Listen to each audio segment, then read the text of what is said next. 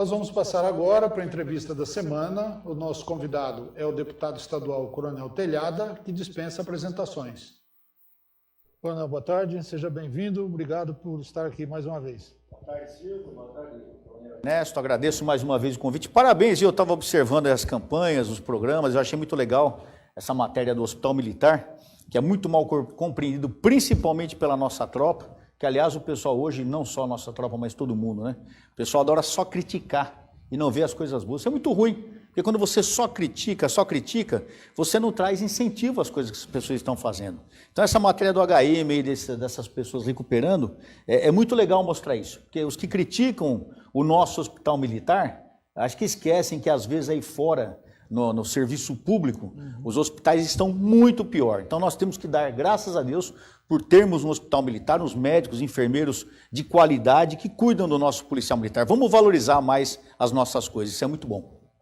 Coronel Ernesto, boa tarde. Boa tarde, Silvio, boa tarde, deputado. Boa tarde a vocês que nos acompanham, tanto pela TV Osasco, também pelas redes sociais, principalmente no Facebook. É uma satisfação ter novamente aqui o nosso querido deputado Coronel Telhada, amigo de longa data, aliás, de longuíssima data, né? Obrigado. Felizmente, tive a satisfação de trabalhar com o Coronel Telhada também, já contei isso aqui no Terceiro de Choque, aprendi muito com ele. E retornando agora ao programa para falar um pouquinho desses primeiro ano e meio de governo Dória. E trazer o Coronel Telhada aqui, logo de cara, eu vou fazer a pergunta logo de cara, porque eu acho que todo mundo está se perguntando isso, né? O senhor apoiou o governador João Dória como candidato ao governo do Estado. E agora vem fazendo uma oposição, ou melhor, não vou colocar como oposição, porque acho que não é a palavra certa, mas vem fazendo críticas pontuais e objetivas e apontando soluções em cima de problemas que estão sendo detectados pelo senhor nesse primeiro ano de governo. O senhor pode falar um pouquinho sobre isso? Pergunta marvada, hein? E dizer que você não é meu amigo a longa data, a sua família, né? Seu pai foi meu comandante na academia, por quem tem um grande apreço, um grande respeito, mande um abraço para o seu pai. Obrigado. Bom, essa situação do Dória é uma situação estranha, porque o nosso pessoal não entende a política, né? O nosso pessoal faz críticas infundadas e por desconhecimento total. Quando o meu partido, o Partido Progressista, era partido de apoio na campanha do Dória. Então, teoricamente, você tem que acompanhar o partido. E para mim, na época, era muito mais fácil apoiar o Márcio França, porque ele era unanimidade dentro das polícias, que seria o governador. Eu gosto, o Márcio França é meu amigo, tenho um contato ótimo com ele também.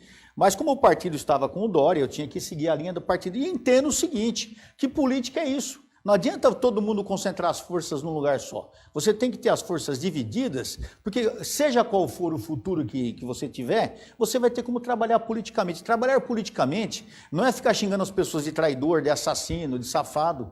Você não consegue nada. Críticas é sempre bem-vinda. Uma crítica, o Ernesto falou que eu não sou oposição, eu faço críticas.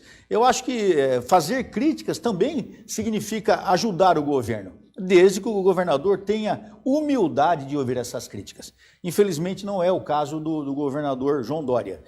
A nossa relação ela foi se desgastando, porque durante mais de um ano de governo eu tive a oportunidade de falar somente com ele uma vez, numa reunião, onde eu fui propor a emancipação do Corpo de Bombeiros, que eu tenho isso como necessidade. É um projeto, é uma PEC minha. Eu entendo que o Corpo de Bombeiros tem que ser uma instituição à parte da Polícia Militar, porque não só a polícia ganharia, o bombeiro ganharia, mas a população ganharia. Conversamos, ele falou que estava convencido, poxa, adorei sua ideia, vamos trabalhar nisso aí, e ficou nisso e não passava, não desenvolvia. Isso, desculpem o português bem claro, foi me enchendo o saco, porque eu não sou de ficar aguardando, eu gosto de agir. No final do ano passado, quando houve o reajuste salarial, a gente sabia que não haveria um número muito alto nesse percentual. Quando foi 5%, poxa, é uma porcaria, pouco? mas a esperança é que esse ano viesse alguma coisa. Até agora em março, cansei de pedir para ele que fizesse uma nova porcentagem de reajuste. Quando foi em março, que era a data base do reajuste, nada foi feito. Ou seja, simplesmente, quando era do interesse, ele nos ouvia. Quando não era do interesse, nos ignorava totalmente. No final do ano passado, se eu não me engano, Ernesto, houve aquele problema com alguns veteranos da polícia, que numa reunião ele os chamou de vagabundo. Também entendo que não foi a intenção de magoar, de xingar, não, foi uma hora de raiva, uma besteira. E como homem, a gente sempre se exaspera. Eu faço as minhas lambanças, às vezes, quem não faz, todo mundo faz, e também procurei até evitar um desgaste maior. Fui muito criticado por causa disso, o que eu aceito numa boa, crítica é uma boa, o problema são as pessoas que nos xingam e nos denigrem, isso é que é terrível, nos ofendem, e a relação foi se desgastando cada vez mais. Culminou quando foi feita a votação do projeto das precatórias, diminuir o valor das precatórias para 11% somente, para R$11 mil. Eu fui um dos que trabalhou fortemente contra isso, tanto que na minha comissão, que eu faço parte, eu trabalhei para esse projeto não votar, não passar, acabou não passando. Mesmo não passando, ele foi para plenário, numa manobra do PSDB, ele acabou indo para plenário, e no plenário nós tivemos uma resistência muito forte. E eles ganharam por um voto, 41-40, acho que você estava lá inclusive, então isso o governo já começou, principalmente o líder do governo, começou a ficar atravessado comigo. Agora, a gota d'água foi justamente na reforma da Previdência. Por eu ser funcionário público há 41 anos, ser filho de funcionário público, pai de funcionário público, minha família toda, quem não está na Polícia Militar, está na Guarda Civil Metropolitana, então a gente é toda a família ligada à segurança pública, não tem como eu votar num projeto contra o funcionalismo, não tem, entendam isso. Apesar que o governo fez muitas concessões, teve um deputado da Polícia Militar que inclusive trabalhou muito nesse aspecto e conseguiu que a PM não sofresse tanto problema, conseguiu minimizar muito as desvantagens para a polícia. Ele acabou votando sim, tanto que arrebentaram esse deputado, eu não vou citar o nome dele por ética até, é um grande amigo, mas eu votei não. E quando eu votei não na Previdência, quando eu votei contra a Previdência, eu não preciso dizer para vocês o que aconteceu. Parecia que eu tinha matado alguém. O governo simplesmente passou a virar a cara para mim. Na Assembleia a situação para mim está muito complicada. O líder do governo não tem conversado comigo, tem evitado o contato comigo. O próprio presidente, eu estou sentindo que ele está fugindo de mim, não quer conversar, o que eu acho uma besteira. Eu acho que o nosso relacionamento pessoal não tem nada a ver com o relacionamento profissional, mas infelizmente o PSDB trabalha assim. Então, o que aconteceu? Não só a Previdência, quando começa a pandemia, o Dória já vinha se afastando há muito tempo da figura do Bolsonaro, que o ajudou a se eleger. Se não fosse a figura do Bolsonaro, o Dória não teria sido eleito. Isso é claro, cristalino, todo mundo sabe disso. E ele já vem muito tempo falando que ele é contra o Bolsonaro, criticando o Bolsonaro, falando um monte de absurdo, que isso para mim mostra, desculpem o termo, eu sou bem claro nas minhas posições, é falta de hombridade. Eu acho que o cara que não sustenta o que ele falou, ele tem falta de hombridade. Culminou quando ele disse numa entrevista que ele e o Davi Wip tinham indicado a cloroquina para o presidente.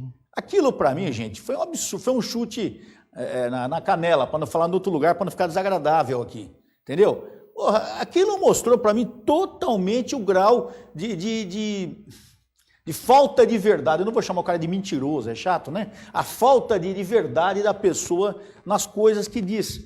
Então, eu não sou oposição, eu não gosto dessa palavra oposição. Oposição por ser oposição, oposição burra. Tudo que ele faz eu sou contra, vou xingar, não gosto disso. Se o governo apresentar uma proposta que eu acho que é interessante para a população, para a polícia, para todos, é lógico que eu vou apoiar essa proposta, é lógico que eu estarei junto com o governo. Mas se aquela posição não me agrada, ela é contra os meus princípios, eu serei contra e isso faz parte da vida política. Então sim, eu sou hoje, eu diria, um crítico ao governo que acaba fazendo a oposição por si só, mas não só aquela oposição burra, oposição por oposição. É uma oposição que você procura ver o lado da população e fazer com que ele cumpra as promessas que ele fez, que aliás vocês acabaram de mostrar. Eu quero ver como ele vai cumprir as promessas dele.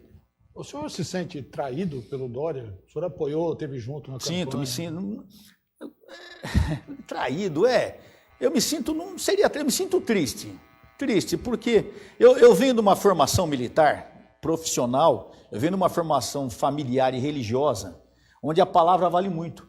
Eu acho que se um dia eu não puder sustentar minha palavra com você, Silvio, com o Ernesto ou com alguma pessoa que nos assiste, eu vou chegar para a pessoa e falar, olha, eu não vou poder continuar com essa posição por tal motivo. Ocorreram mudanças, novos fatos surgiram. Eu procuro falar porque, mas não, simplesmente, eu tenho um acordo com você e a partir de agora não tem mais. Eu falei uma coisa para você, agora eu não cumpro mais. Isso, para mim, como eu já disse, é falta de hombridade, é falta do fio de bigode. Na nossa formação militar, é falta de caráter isso. E a gente faz muita questão disso. A minha palavra, ela pesa muito ainda. Eu já cansei de muitas vezes me sacrificar, sofrer prejuízos para manter minha palavra com alguém. Eu acho que tem que ser assim, entendeu? Infelizmente, o governador Dória, ele se mostrou uma pessoa que não mantém sua palavra e que é o poder pelo poder. Isso é muito ruim, não só para ele, como para o governo dele, como para o estado de São Paulo. Como que está na Assembleia o assunto impeachment do Dória? A gente estava conversando há pouco, o Silvio até falou que faria essa pergunta pelo seguinte, as pessoas aí quando veem que eu vou participar, que ele é contra o impeachment do Dória? Pelo amor de Deus, eu até fiz um vídeo sobre isso. Gente, não existe nenhum processo de impeachment do Dória na Assembleia. Para de acreditar em Papai Noel, para de acreditar no duende, gente. Gente, duende não existe. Tem protocolado. Tem dois pedidos, foram protocolados, tá? Os dois, no meu entendimento, com todo respeito a quem protocolou, sem fundamento jurídico, e não foram aceitos pelo presidente da casa. Agora, em momento algum foi perguntado a nenhum deputado se era a favor ou contra impeachment, não foi passada nenhuma lista, não houve nenhuma inquirição sobre esse assunto. O que houve foi que algumas pessoas que entraram com esses pedidos jogaram na rede social que havia um pedido de impeachment e que os deputados da bancada da bala, que somos nós, seriam contra. Mentira, isso é chamado fake news. Então não existe pedido. Nós do PDO, do Grupo PDO, Parlamentares em Defesa do Orçamento, nós estamos estudando porque nós constatamos uma série de problemas, já estão no Ministério Público para análise e sendo constatado que nós estamos com a razão, havendo crime de responsabilidade, nós entraremos com um pedido devidamente fundamentado. Mas como eu disse a vocês, nós não vamos fazer política por fazer política, para jogar para a galera. Isso não se faz, isso é mentir para o povo. E, infelizmente, tem muita gente que acredita nessas mentiras, Silvio, e vem cobrar postura da nossa parte, dizendo que nós somos contra, somos xingados. Então, gente, não existe nenhum pedido de impeachment contra o governador Dória rolando na Assembleia. Primeiro que a Assembleia nem está funcionando. Nós estamos trabalhando por método online, para alguns projetos somente, e não foi a plenário, não foi discutido, não há nada de impeachment contra o Dória na Assembleia Legislativa. E o gozado é que essas pessoas que criticam, que por falar que eu sou contra, que eu não sou um impeachment do Dória, essas são as mesmas pessoas que não querem impeachment do Bolsonaro, que eu também acho um absurdo. Os dois pedidos, é um absurdo. Eu não posso querer o impeachment num governo só porque eu não gosto do governador, porque eu não gosto do prefeito, porque eu não gosto do presidente. Isso não existe. A coisa tem que ser bem feita, fundamentada na legislação, na lei, e aí sim ser estudada e devidamente votado ou não. Então, mais uma vez, não existe nenhum pedido na Assembleia Legislativa do Estado de São Paulo rodando ou em andamento sobre impeachment do governador João Dória. Vamos falar um pouquinho do PDO? Vamos falar. Esse movimento que foi feito na Assembleia, não é só o senhor que faz parte dele, nós temos outros parlamentares, inclusive da chamada bancada da bala, assim, o deputado Nery, a deputada Adriana Borgo, que estão fazendo uma fiscalização efetiva de como está sendo gasto o orçamento. Essa é uma preocupação que eu tenho, acho que você que está nos assistindo também tem que ter, porque o governo federal fez um repasse de verba muito grande para os estados. Muito para os municípios também. Para os municípios também. Foi praticamente, e esse dinheiro veio quase como uma carta branca, para gastar com Covid, ou para minimizar os problemas em razão da pandemia. E eu acho que essa medida que os senhores adotaram na Assembleia, fantástica. Fantástico. Você poderia falar um pouquinho sobre o que foi feito, como surgiu isso? Olha, falar do Grupo PDO aqui vai tomar muito tempo. Nós temos quanto? 3 horas de programa? Gente, é o seguinte, o Grupo PDO significa Parlamentares em Defesa do Orçamento. Foi um grupo criado por nós, deputados, que, voltando um pouquinho, quando nós votamos o projeto de pandemia, o projeto de estado de calamidade, eu me arrependo profundamente de ter votado nesse projeto. Porque nós, deputados, votamos entendendo que você estaria fazendo o melhor para a população, porque você daria instrumento para os governadores e prefeitos agirem mais rapidamente no combate, na compra de coisas, no combate à pandemia do coronavírus. No entanto, o que começou a surgir ficou algumas coisas estranhas. A própria imprensa de cara noticiou uma compra que o governo do estado estava fazendo, Ernesto, de 550 milhões. Eu não sei o que é 550 milhões. Acho que essa sala aqui não cabe 550 milhões. Se o cara lá em Brasília tinha 51 milhões no apartamento, já lotou o apartamento, imagina 10 vezes aquilo, 550. É grana pra caramba, velho. Eu não imagino isso. 550 milhões para compra de 3 mil testes, 3 mil respiradores. Cada respirador ia sair 180 mil reais. Sendo que aqui em São Paulo tem empresas que fabricam na faixa de 60 mil. Ou seja, eu ia buscar respirador na China 3 vezes mais do preço que eu vendo aqui. Tem alguma coisa errada. Eu sou burro. Acho que eu sou burro, não é possível. E o Ministério Público foi para cima. Aquilo nos acendeu uma luz de alerta. A Assembleia criou um grupo de fiscalização, para vocês terem uma ideia. Só que esse grupo de fiscalização até agora está inerte. Existe um grupo na Assembleia para fiscalizar os gastos da pandemia. Só que esse grupo está inerte. Eu não vi esse grupo fazer nada. E com todo respeito aos meus colegas deputados, que eu não estou aqui para criticar ninguém. Tendo em vista isso, nós nos juntamos, alguns deputados, me permitam citar o nome dos deputados, até porque eu acho que a César o que é de César, nós nos juntamos e criamos o grupo PDO, Parlamentares em Defesa do Orçamento. Foi até uma brincadeira que eu fiz, porque na PM, PDO é o grupo da Patrulha Disciplinar Ostensiva, seria mais ou menos a polícia da polícia, né? Então o pessoal da PM tem uma bronca assim da PDO, porque é o cara que passa lá para te fiscalizar, para te encher o saco. Então nós queremos ser mesmo o pedra no sapato, como o cabo Cláudio falava. Então, nós formamos, o líder do PDO é o Sargento Nery, porque foi ele que teve a iniciativa, foi ele que teve a ideia, então nós achamos por bem que ele fosse o líder, nada mais justo, ele teve a ideia, ele foi o líder. Então nós temos o Sargento Nery, o deputado Márcio Nakashima, da região de Guarulhos, a deputada Adriana Borgo, que atualmente está no litoral, a deputada Letícia Aguiar, da região do Vale do Paraíba, o deputado Ed Thomas, o querido amigo Ed Thomas, lá da região de Presidente Prudente, a deputada Edna Macedo, o deputado Bruno Lima, delegado de polícia, o deputado Tenente Coimbra, da região do litoral também, da região de Santos, o deputado Capitão Conte Lopes, que não precisa apresentação, uma pessoa muito querida, está faltando e o deputado Coronel Nishikawa, também é uma pessoa muito querida. Atualmente somos em 11 deputados, estamos tentando trazer mais gente.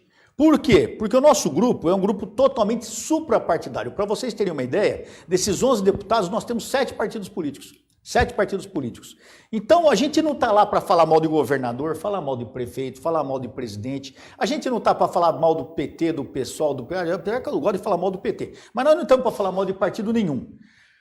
E nós começamos a trabalhar, montamos um grupo de assistência jurídica e assistência de imprensa, né, assessores de imprensa. Nossos assessores mesmo fazem parte desse grupo. Para vocês terem uma ideia, na nossa primeira ação, nós constatamos um contrato fraudulento de 14 milhões 190 mil reais, lá na sua antiga região do M8, em Itapevi.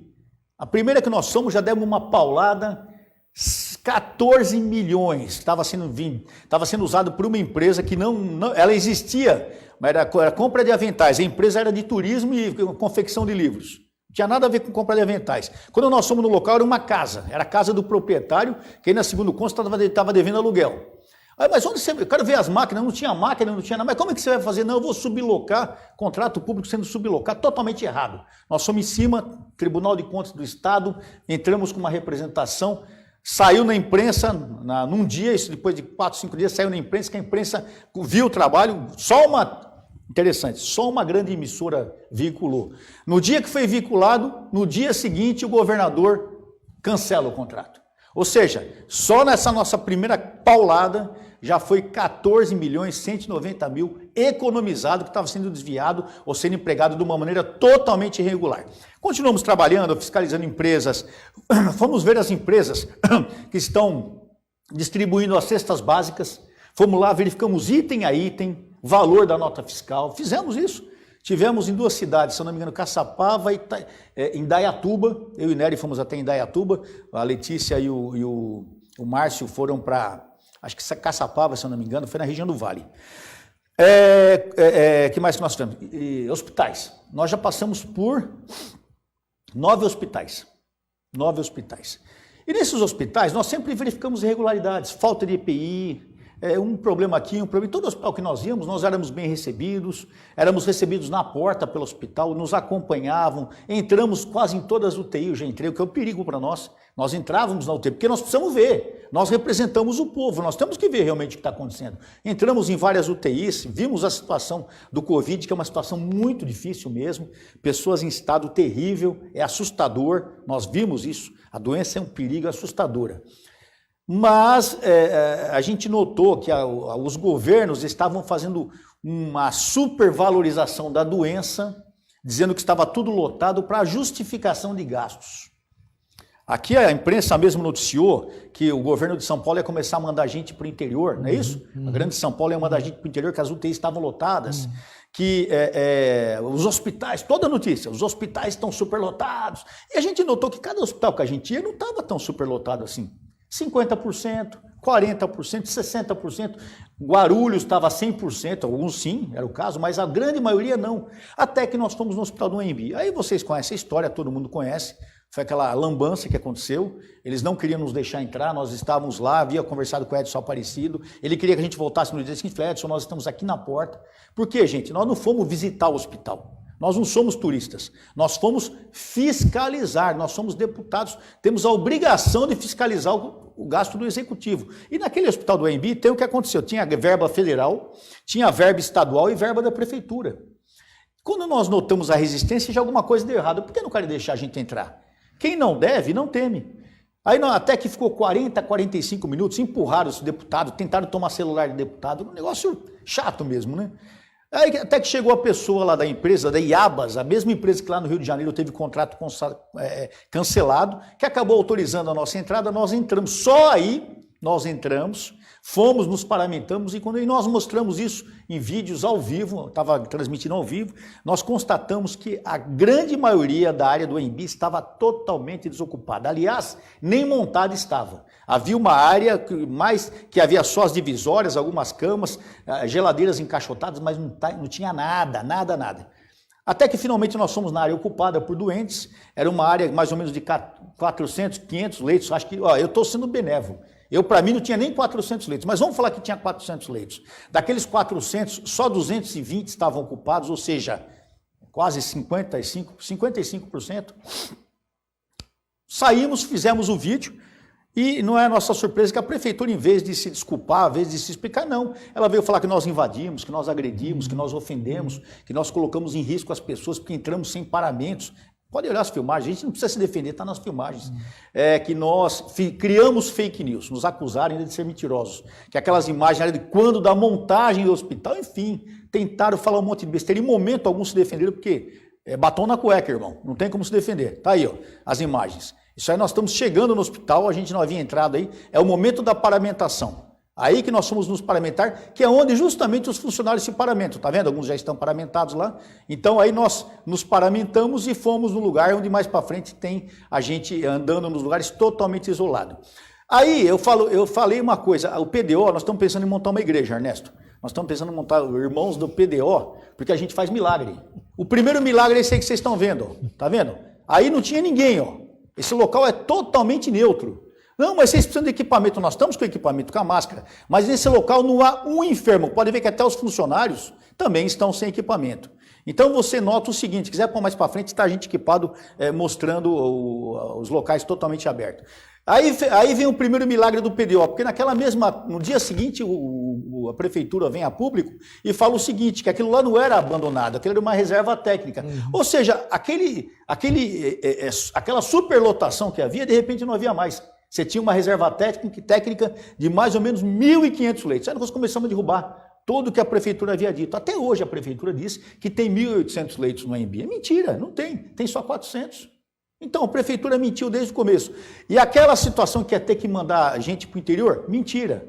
E o pior, o governo abriu um chamamento de 594 milhões para alugar leitos particulares, de hospitais particulares, 4.500 leitos. Desses 4.500, 1.500 de UTI, que realmente a UTI está uma situação complicada, e 3.000 leitos clínicos. O que são leitos clínicos? São justamente os leitos dos hospitais de campanha. Por que eu preciso de 3.000 se só no AMB eu tenho 1.500? Sabe quanto iam gastar nesses leitos clínicos? 162 milhões. Alguma coisa está errada. Enfim. Isso tudo, lógico, por favor. Pontuar, acho que o senhor precisa me corrigir, talvez se eu estiver errado. Isso tudo emergencial, portanto, num ritmo acelerado Sem dispensa de licitação? Exatamente. Dispensa de licitação? Sem licitação? Isso tem que deixar claro, né? Para quem está assistindo. Ou seja, tudo isso como o Ernesto está falando, sem licitação, ou seja, a pessoa, ela gasta e não é obrigada, teoricamente, a dar uma satisfação. Então, até esse chamamento agora está suspenso. Nós economizamos 14 milhões lá atrás e eu quero economizar esses 594 milhões, porque não há necessidade de se alugar leitos de hospitais particulares. Então, os amigos do Einstein, os amigos do Sírio vão ficar sem essa mamata, entendeu? Por quê? Porque tem leito sim. E digo mais, se fosse necessário leito de UTI, aquele local que nós mostramos lá no AMB, que está aí, ali daria para montar uma UTI tranquilamente para 500 pessoas. Mas chove dentro, deputado. Não, isso foi o que nós vimos no final de semana, bem lembrado. Quer dizer, aquele dinheiro que foi gasto tudo para se montar o hospital de campanha, não se pensou em arrumar o telhado. Esse final de semana, não sei se tem imagens aí, o verdadeiro chafariz, cascatas caíram dentro do hospital de campanha.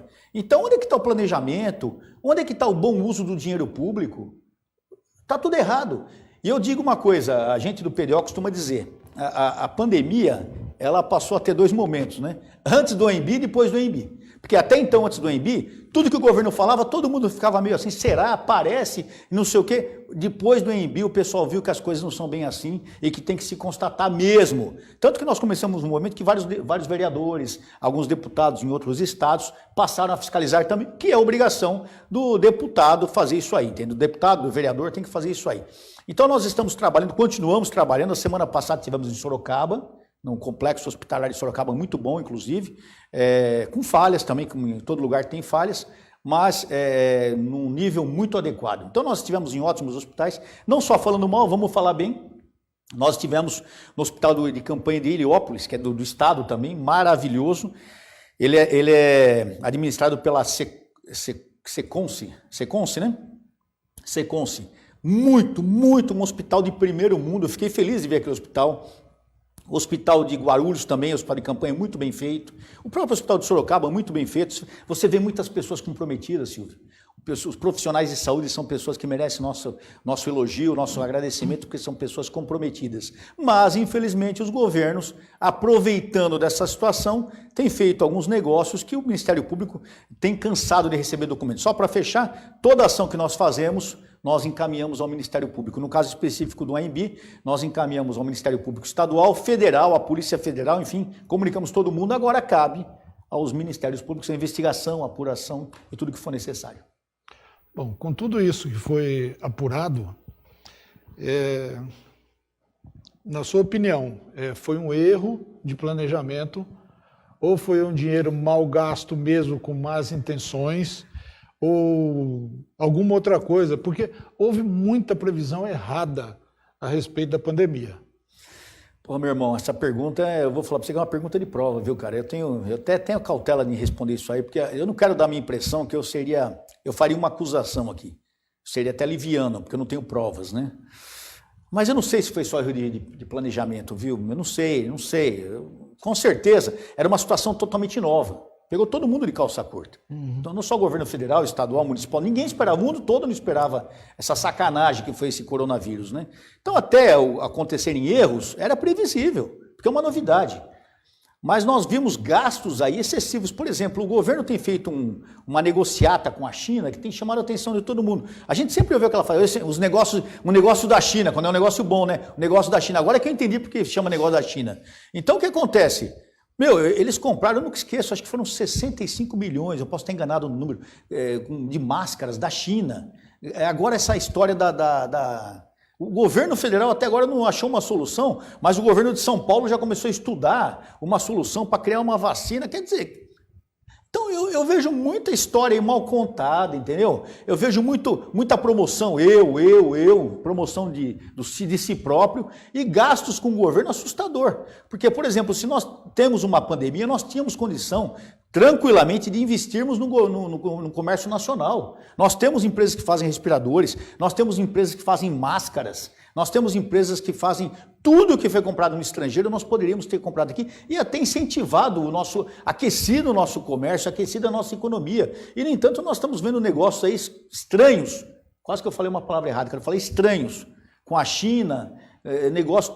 Todo dia a gente vê na imprensa denúncias de governos municipais e estaduais que estão aí sendo denunciados ao Ministério Público. Falcatruz, eu vi um problema lá de perto de Campinas, me fugiu o nome da cidade, ai meu Deus, me fugiu o nome da cidade. Situação de compras de máscaras, as pessoas chegando a pagar quase R$20 a máscara, 14, 15 reais uma máscara, que custa R$1, R$2, R$3, e já está superfaturado, que o preço médio era 50 centavos. Então, e comprando sempre das mesmas pessoas. Então, são coisas escabrosas que estão acontecendo. E o tempo vai dizer quem tem razão. Quando nós fomos chamados lá atrás de mentirosos pela prefeitura e pelo governador, o governador João Dória e o prefeito Bruno Covas fizeram um vídeo, todo mundo viu isso, nos chamando de mentirosos. Chamaram de nós, acusando a gente de fazer fake news. Esse final de semana, com aquele chafariz lá no AMB, todo mundo viu quem é mentiroso, porque o negócio não está feito da maneira adequada. Aliás, depois que nós estivemos no AMB, quase toda semana caem 2, 3 denúncias contra o AMB, porque o pessoal tomou coragem lá. Olha a imagem.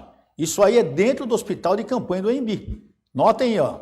Olha o espaço lá atrás montado, aquilo tudo lá atrás está vazio, para vocês terem uma ideia, entendeu? Então, são coisas que... Cadê o planejamento que você mesmo falou, Silvio? Então, mostra que a nossa intenção aqui, como eu disse mais uma vez, não é acusar ninguém, nem apontar o dedo para ninguém, mas mostrar a realidade. E a realidade hoje, com a mídia social, com a mídia que existe hoje, com a rede social, ela não precisa ser provada, basta ser mostrada, e foi o que nós fizemos.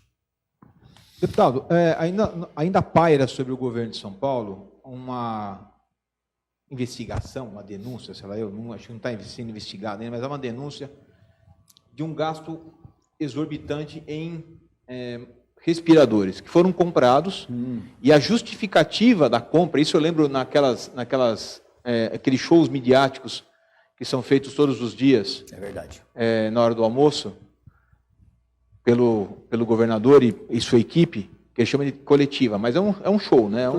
É um show.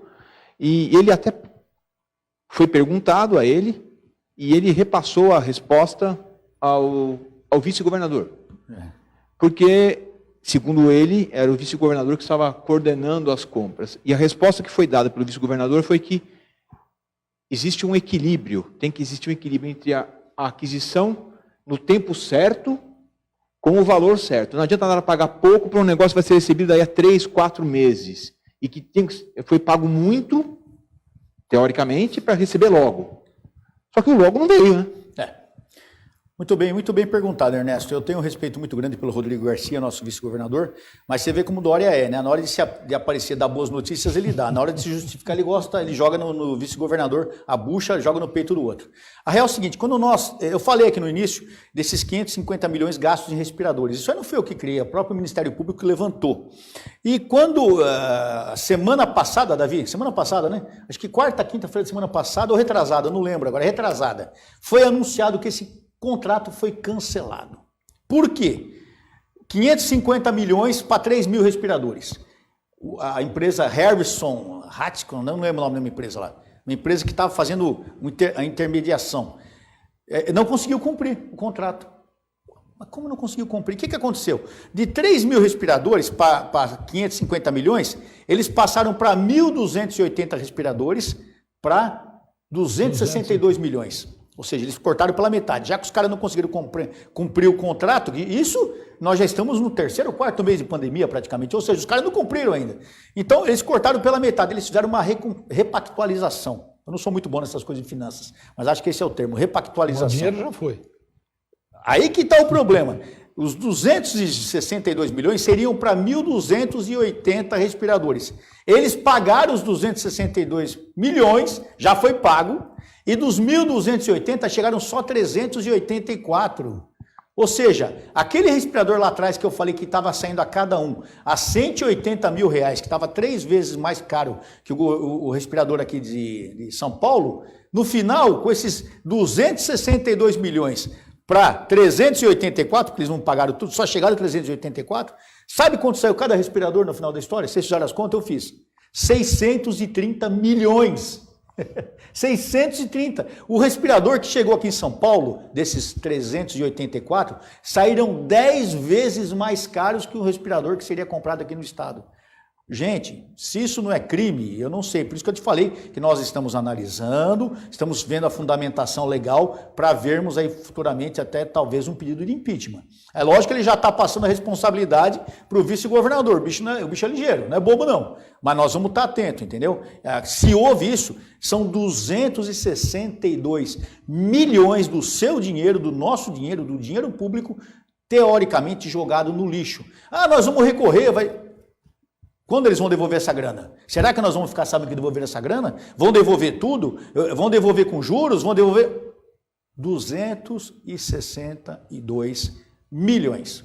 Bom, já tem elemento para impeachment, então. É só ver onde se aí encaixa que tá, no texto. Silvio, aí que vem o problema. A parte contratual, ela realmente exige que se pague 30%, 40%, eu não lembro exatamente do contrato adiantado, para que você, nos contratos internacionais. O Zé Paulo, você conhece o Zé Paulo, meu chefe de gabinete, o coronel Zé Paulo, ele entende muito disso, ele está me explicando.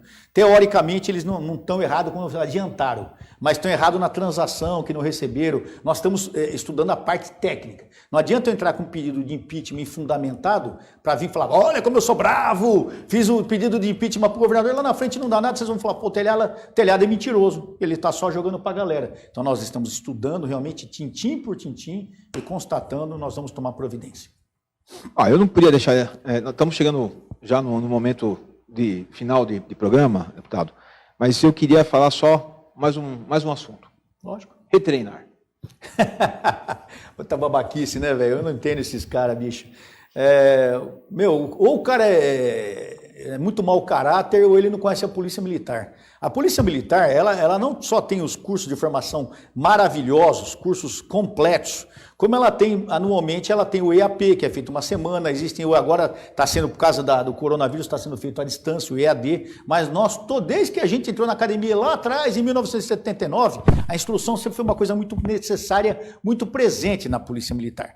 O problema é que a polícia militar, ela não é feita de anjos, eu queria lembrar isso para todo mundo, ela é feita de homens e mulheres que vêm da sociedade, de uma sociedade falha, de uma sociedade violenta. Aliás, eu falei isso na minha reportagem da CNN, sexta-feira, que o pessoal queria falar mal da polícia, eu fui lá com os 2 pés no peito.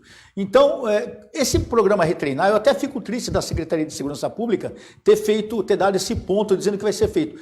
Se eu fosse o secretário, aliás, por isso que eu não sou secretário de nada, porque a gente tem uma postura muito, muito firme ali, eu jamais teria aceito isso aí, porque falar que a Polícia Militar precisa ser retreinada, quer dizer que a Polícia Militar está errada. Ao contrário, a Polícia Militar, ela está tranquilamente trabalhando dentro dos parâmetros. Se houveram excessos, os excessos serão averiguados. A gente, quando erra, infelizmente, costuma a vida. Morre gente. Infelizmente, a realidade é essa. Mas nós somos em 90 mil homens e mulheres.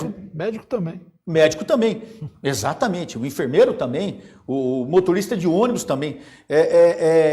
Nós somos em mais ou menos 90 mil homens e mulheres que diariamente, na época da normalidade, atendiam de 35 a 40 mil ocorrências por dia. Então nós temos 3 ocorrências, 4 ocorrências que estão sendo muito criticadas. Aquele caso do rapaz apanhando na viela, que aliás era um baita no vagabundo, merecia um couro, mas não se pode fazer isso, mas era um baita no vagabundo que estava em baile funk, fez os PM se machucar, perseguição e tudo mais. Isso ninguém mostra, mas temos que manter a calma. Realmente, infelizmente, pelas imagens, não quero acusar ninguém, mas ali tem que ser averiguado se houve excesso ou não. Nós tivemos outra imagem, eu não lembro agora, do cara sendo preso com mata-leão e tal. O cara era traficante, condenado a 8 anos, tentando fugir, a família do cara tentando retomar o preso e o polícia fazendo uma coisa que realmente é ensinado. O mata-leão tem que ser dado mesmo para fazer o cara ficar imobilizado. Senão ele vai tomar arma do polícia, como já nós temos visto isso, infelizmente, em algumas ações, os caras tentando tomar arma do policial, e às vezes 1, 2 policiais sozinho no meio de 10 pessoas. Não é só o bandido que está sendo preso,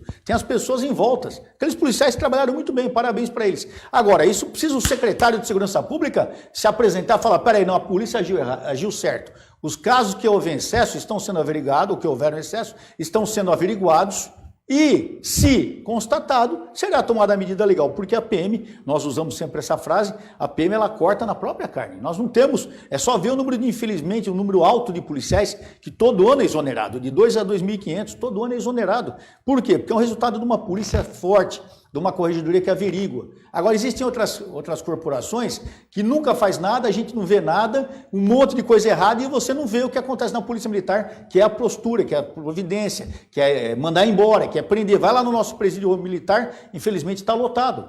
Então, vim falar que a Polícia Militar precisa ser retreinada, vai me desculpar, mas além de ser uma grande mentira, uma grande desculpa, é uma falta de hombridade, como eu disse lá atrás, porque lá atrás, na campanha, o nosso governador falava que polícia, que puxar arma para polícia, atirar em polícia, vai parar no cemitério. Ô, meu irmão, se num caso lá da favela Paraisópolis, que morreram aqueles 9 indivíduos lá que estavam no baile funk, que quem matou os 9 não foi a polícia, foi a própria loucura que estava lá, se lá ele já não segurou a onda, fez a PM, proibiu a PM de entrar em baile funk. Então, velho, se ele não tem hombridade de segurar uma ação policial, você acha que ele vai cumprir tudo que ele falou? Tem que matar mesmo? Mentira, tudo mentira. Então, a Polícia Militar está de parabéns, não precisa de retreinamento nenhum, vamos continuar firme na missão. Bom, eu quero voltar ao comecinho da entrevista. Vamos. Quando a gente falou das promessas do Dória, né? Ele jurou de pé junto que durante o mandato dele, o salário a PM seria a segunda melhor, mais bem paga do país. Jurou. Qual é a perspectiva disso, na sua avaliação? Até onde vai chegar essa promessa? Eu acho que o governador Dória ele devia mudar o nome para Mago Merlin, porque ele vai precisar de milagre para ele fazer isso aí. Ele vai ter que dar um baita no momento em 2 anos, porque... 3 anos, 2 anos faltam, né? 2 anos e meio. 2 anos e meio. Ele só pode aumentar a partir de janeiro de 2022, né? Porque até dezembro de 2021 ele só vai poder reajustar. Então, ele só vai poder reajustar. Então, para ele fazer isso, ele vai ter que praticamente ser um mágico mais ou menos da altura do Mago Merlin, lá do Rei Arthur, né? Porque, eu não sei como ele vai fazer isso. Ou ele vai fazer uma coisa inacreditável, que nós vamos chegar daqui 2 anos e falar, olha, realmente eu me enganei, o cara cumpriu a promessa, ou simplesmente nós vamos falar assim, a gente já sabia que ele era um mentiroso, desculpa, não é isso? A gente sabia que ele não ia cumprir a promessa e não cumpriu. Então, eu não sei como ele vai fazer. Vai precisar de ou milagre, quem sabe ele pode vir para o PDO também, vir para a nossa igreja fazer milagre, ou então virar o Mago Merlin, porque eu não sei como ele vai fazer a polícia de São Paulo ser a mais bem paga do país. E ele prometeu de pé junto, isso existe inúmeros vídeos comprovando. Apesar que eu estava falando, eu não sei quais são as intenções do governador, eu não sei se ele tem intenção de prosseguir na vida pública, eu tenho minhas dúvidas. Eu acho que isso aí já é outra situação que a gente vai conversar num outro programa, mas infelizmente eu acho praticamente impossível, não vou falar impossível, não existe impossível na vida, né? Muito, muito, muito difícil ele cumprir essa promessa. Muito bem, nosso tempo... Estourou. Esgotado, como sempre, né? Já foi, né? Vamos agradecer então a presença do Coronel Telhado aqui mais uma vez, ótimas respostas aqui, porque a gente queria esclarecer, né? Sem fugir da pergunta. Como sempre. Quem agradece sou eu a oportunidade, ao Coronel Ernesto, ao Silvio, a todos aqui da produção, dizer a vocês o seguinte, policiais militares, passem a valorizar mais sua polícia, passem a valorizar mais o seu hospital militar, passem a valorizar sua Cruz Azul, passem a valorizar seus representantes, parem de acreditar em fake news. Não achem vocês, porque nós somos parlamentares, nós temos o poder de transformar as coisas do noite para o dia, nós temos um monte de obstáculos, e acreditem que nós, que somos policiais militares, que lutamos pela polícia militar, nós continuamos fiéis aos nossos juramentos, disciplina, hierarquia, sacrifício, nós continuamos fiéis a isso. Então parem de acreditar nas coisas que vocês veem na imprensa, na televisão, na mídia, porque muita coisa aí não é verdade, muita coisa é jogada de qualquer maneira para depois as pessoas se explicarem. Então quero me colocar todos à disposição lá na Assembleia Legislativa, pela minha rede social, @Coronel Telhada, no Instagram, no Facebook, no meu YouTube, entra no meu YouTube lá, nós estamos querendo atingir os 50 mil seguidores, www.coroneltelhada.com.br, estou à disposição de todos. Deus abençoe. Muito bem. Muitíssimo obrigado. Obrigado, Coronel Ernesto. Obrigado a todos. Tenham uma ótima segunda-feira, boa semana e até a próxima segunda.